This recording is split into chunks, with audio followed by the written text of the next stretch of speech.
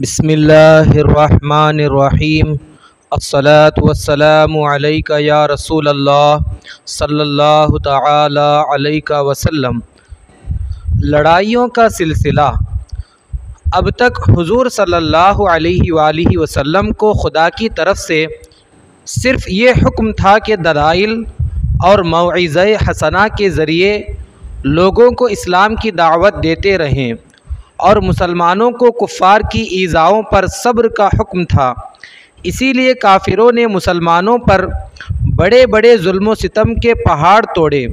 مگر مسلمانوں نے انتقام کے لیے کبھی ہتھیار نہیں اٹھایا، بلکہ ہمیشہ صبر و تحمل کے ساتھ کفار کی ایذاؤں اور تکلیفوں کو برداشت کرتے رہے۔ لیکن ہجرت کے بعد جب سارا عرب اور یہودی ان مٹھی بھر مسلمانوں کے جانی دشمن ہو گئے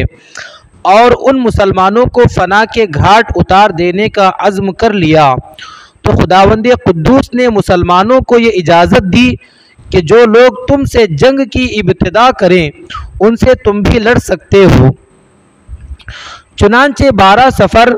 سن 2 ہجری تاریخ اسلام میں وہ یادگار دن ہے جس میں خداوند کردگار نے مسلمانوں کو کفار کے مقابلے میں تلوار اٹھانے کی اجازت دی، اور یہ آیت نازل فرمائی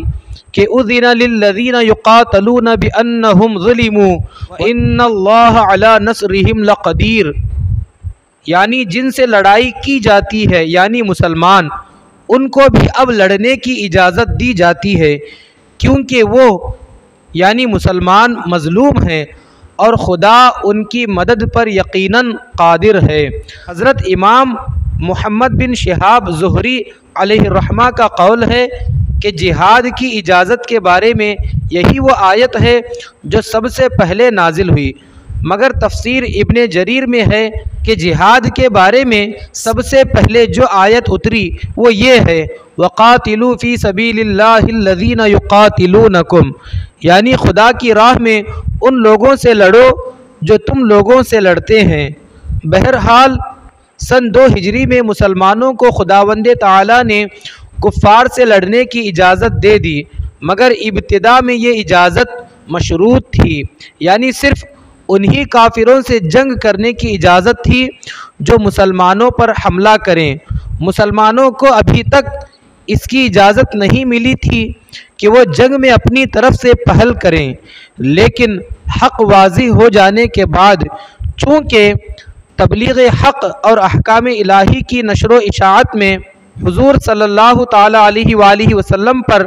فرض تھی، اس لیے تمام ان کفار سے جو عناد کے طور پر حق کو قبول کرنے سے انکار کرتے تھے جہاد کا حکم نازل ہو گیا، خواہ وہ مسلمانوں سے لڑنے میں پہل کریں یا نہ کریں، کیونکہ حق کے ظاہر ہو جانے کے بعد حق کو قبول کرنے کے لیے مجبور کرنا اور باطل کو جبراً ترک کرانا یہ عین حکمت اور بنی نوع انسان کی صلاح و فلاح کے لیے انتہائی ضروری تھا۔ بہرحال اس میں کوئی شک نہیں کہ ہجرت کے بعد جتنی لڑائیاں بھی ہوئیں، اگر پورے ماحول کو گہری نگاہ سے بغور دیکھا جائے تو یہی ظاہر ہوتا ہے کہ یہ سب لڑائیاں کفار کی طرف سے مسلمانوں کے سر پر مسلط کی گئیں، اور غریب مسلمان بدرجہ مجبوری تلوار اٹھانے پر مجبور ہوئے۔ مثلا حضور صلی اللہ علیہ وآلہ وسلم اور آپ کے اصحاب اپنا سب کچھ مکے میں چھوڑ کر انتہائی بے کسی کے عالم میں مدینہ چلے آئے تھے۔ چاہیے تو یہ تھا کہ کفار مکہ اب اطمینان سے بیٹھے رہتے کہ ان کے دشمن یعنی رحمت عالم صلی اللہ علیہ وآلہ وسلم اور مسلمان ان کے شہر سے نکل گئے، مگر ہوا یہ کہ ان کافروں کے غیظ و غضب کا پارا اتنا چڑھ گیا کہ اب یہ لوگ اہل مدینہ کے بھی دشمن جاں بن گئے۔ چنانچہ ہجرت کے چند روز بعد کفار مکہ نے رئیس انصار عبداللہ بن ابی کے پاس دھمکیوں سے بھرا ہوا ایک خط بھیجا۔ عبداللہ بن ابی وہ شخص ہے کہ واقعہ ہجرت سے پہلے تمام مدینہ والوں نے اس کو اپنا بادشاہ مان کر اس کی تاج پوشی کی تیاری کر لی تھی، مگر حضور صلی اللہ علیہ وآلہ وسلم کے مدینہ تشریف لانے کے بعد یہ اسکیم ختم ہو گئی۔ چنانچہ اسی غم و غصے میں عبداللہ بن ابی عمر بھر منافقوں کا سردار بن کر اسلام کی بیخ کنی کرتا رہا اور اسلام اور مسلمانوں کے خلاف طرح طرح کی سازشوں میں مصروف رہا۔ بہرکیف کفار مکہ نے اس دشمن اسلام کے نام جو خط لکھا اس کا مضمون یہ ہے کہ تم نے ہمارے آدمی محمد صلی اللہ علیہ وآلہ وسلم کو اپنے یہاں پناہ دے رکھی ہے۔ ہم خدا کی قسم کھا کر کہتے ہیں کہ یا تو تم لوگ ان کو قتل کر دو یا مدینے سے نکال دو، ورنہ ہم سب لوگ تم پر حملہ کر دیں گے اور تمہارے تمام لڑنے والے جوانوں کو قتل کر کے تمہاری عورتوں پر تصرف کریں گے۔ جب حضور صلی اللہ علیہ وآلہ وسلم کو کفار مکہ کے اس تہدید آمیز اور خوفناک خط کی خبر معلوم ہوئی تو آپ نے عبداللہ بن ابی سے ملاقات فرمائی اور ارشاد فرمایا کہ کیا تم اپنے بھائیوں اور بیٹوں کو قتل کرو گے؟ چونکہ اکثر انصار دامن اسلام میں آ چکے تھے، اس لیے عبداللہ بن ابی نے اس نکتہ کو سمجھ لیا اور کفار مکہ کے حکم پر عمل نہیں کر سکا۔ ٹھیک اسی زمانے میں حضرت سعد بن معاذ رضی اللہ عنہ جو قبیلہ اوس کے سردار تھے، عمرہ ادا کرنے کے لیے مدینہ سے مکہ گئے اور پرانے تعلقات کی بنا پر امیہ بن خلف کے مکان پر قیام کیا۔ جب امیہ ٹھیک دوپہر کے وقت ان کو ساتھ لے کر طواف کعبہ کے لیے گیا تو اتفاق سے ابو جہل سامنے آ گیا اور ڈانٹ کر کہا کہ اے امیہ، یہ تمہارے ساتھ کون ہے؟ امیہ نے کہا کہ یہ مدینے کے رہنے والے سعد بن معاذ ہیں۔ یہ سن کر ابو جہل نے تڑپ کر کہا کہ تم لوگوں نے بے دھرموں یعنی محمد صلی اللہ علیہ وآلہ وسلم اور صحابہ کو اپنے یہاں پناہ دی ہے۔ خدا کی قسم اگر تم امیہ کے ساتھ میں نہ ہوتے تو بچ کر واپس نہیں جا سکتے تھے۔ حضرت سعد بن معاذ رضی اللہ عنہ نے بھی انتہائی جرأت اور دلیری کے ساتھ یہ جواب دیا کہ اگر تم لوگوں نے ہم کو کعبہ کی زیارت سے روکا تو ہم تمہاری شام کی تجارت کا راستہ روک دیں گے۔ کفار مکہ نے صرف انہی دھمکیوں پر بس نہیں کیا بلکہ وہ مدینہ پر حملے کی تیاریاں کرنے لگے اور حضور صلی اللہ علیہ وآلہ وسلم اور مسلمانوں کے قتل عام کا منصوبہ بنانے لگے۔ چنانچہ حضور صلی اللہ علیہ وآلہ وسلم راتوں کو جاگ جاگ کر بسر کرتے تھے اور صحابہ کرام رضی اللہ عنہم آپ کا پہرا دیا کرتے تھے۔ کفار مکہ نے سارے عرب پر اپنے اثر و رسوخ کی وجہ سے تمام قبائل میں یہ آگ بھڑکا دی تھی کہ مدینہ پر حملہ کر کے مسلمانوں کو دنیا سے نیست و نابود کر دینا ضروری ہے۔ مذکورہ بالا تین وجوہات کی موجودگی میں ہر عاقل کو یہ کہنا ہی پڑے گا کہ ان حالات میں حضور صلی اللہ علیہ وآلہ وسلم کو حفاظت خود اختیاری کے لیے کچھ نہ کچھ تدبیر کرنی ضروری ہی تھی تاکہ انصار و مہاجرین اور خود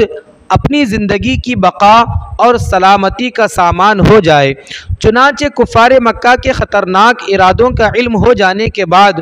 حضور صلی اللہ علیہ وآلہ وسلم نے اپنی اور صحابہ کی حفاظت خود اختیاری کے لیے دو تدبیروں پر عمل درآمد کا فیصلہ فرمایا۔ اول یہ کہ کفار مکہ کی شامی تجارت جس پر ان کی زندگی کا دار و مدار ہے اس میں رکاوٹ ڈال دی جائے تاکہ وہ مدینہ پر حملے کا خیال چھوڑ دیں اور صلح پر مجبور ہو جائیں۔ دوم یہ کہ مدینہ کے اطراف میں جو قبائل آباد ہیں ان سے امن و امان کا معاہدہ ہو جائے تاکہ کفار مدینے پر حملے کی نیت نہ کر سکیں۔ چنانچہ حضور صلی اللہ علیہ وآلہ وسلم نے انہی دو تدبیروں کے پیش نظر صحابہ کرام کے چھوٹے چھوٹے لشکروں کو مدینے کے اطراف میں بھیجنا شروع کر دیا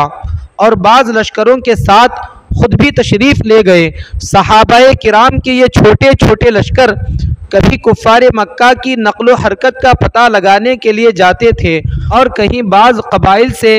معاہدہ امن و امان کرنے کے لیے روانہ ہوتے تھے، کہیں اس مقصد سے بھی جاتے تھے کہ کفار مکہ کی شامی تجارت کا راستہ بند ہو جائے۔ اسی سلسلے میں کفار مکہ اور ان کے حلیفوں سے مسلمان کا ٹکراؤ شروع ہوا اور چھوٹی بڑی لڑائیوں کا سلسلہ شروع ہو گیا۔ انہی لڑائیوں کو تاریخ اسلام میں غزوات و سرایا کے عنوان سے بیان کیا گیا ہے۔ غزوہ و سریہ کا فرق یہ ہے، وہ جنگی لشکر جس کے ساتھ حضور صلی اللہ علیہ وآلہ وسلم بھی تشریف لے گئے اس کو غزوہ کہتے ہیں، اور وہ لشکروں کی ٹولیاں جن میں حضور علیہ الصلاۃ والسلام شامل نہیں ہوئے ان کو سریہ کہتے ہیں۔ غزوات یعنی جن جن لشکروں میں حضور صلی اللہ علیہ وآلہ وسلم شریک ہوئے ان کی تعداد میں مؤرخین کا اختلاف ہے۔ مواہب لدنیہ میں ہے کہ غزوات کی تعداد 27 ہے، اور روضۃ الاحباب میں یہ لکھا ہے کہ غزوات کی تعداد ایک قول کی بنا پر 21 اور بعض کے نزدیک 24 ہے، اور بعض نے کہا کہ 25 اور بعض نے لکھا کہ 26 ہے۔ مگر حضرت امام بخاری نے حضرت زید بن ارقم صحابی رضی اللہ عنہ سے جو روایت تحریر کی ہے اس میں غزوات کی کل تعداد 19 بتائی گئی ہے، اور ان میں سے جن 9 غزوات میں جنگ بھی ہوئی وہ یہ ہیں: جنگ بدر، جنگ احد، جنگ احزاب، جنگ بنو قریظہ، جنگ بنو المصطلق، جنگ خیبر، فتح مکہ، جنگ حنین، جنگ طائف۔ سرایا یعنی جن لشکروں کے ساتھ حضور صلی اللہ علیہ وآلہ وسلم تشریف نہیں لے گئے ان کی تعداد بعض مؤرخین کے نزدیک 47 اور بعض کے نزدیک 56 ہے۔ امام بخاری نے محمد بن اسحاق سے روایت کیا ہے کہ سب سے پہلا غزوہ ابوا اور سب سے آخری غزوہ تبوک ہے، اور سب سے پہلا سریہ جو مدینے سے جنگ کے لیے روانہ ہوا وہ سریہ حمزہ ہے۔